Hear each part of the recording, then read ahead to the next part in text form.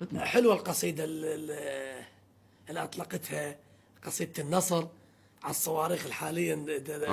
نعم، واجب شرعي. اسنادك ووقفتك مشرفة مع الدولة الإسلامية الإيرانية. الحمد لله. نذكر كم بيت من هاي القصيدة، هي أو أختها المنصة ما أعرف.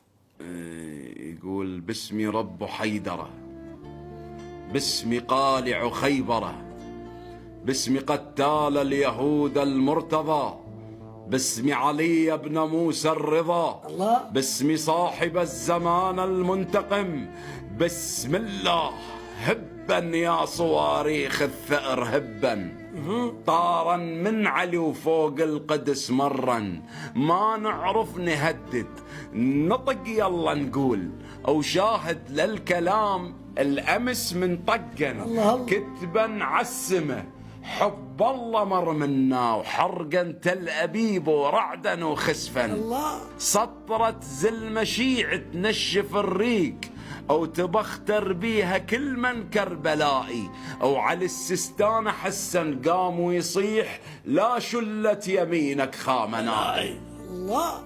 لا شلت يمينك خامنائي. اللهم النصر لرجال مذهب أمير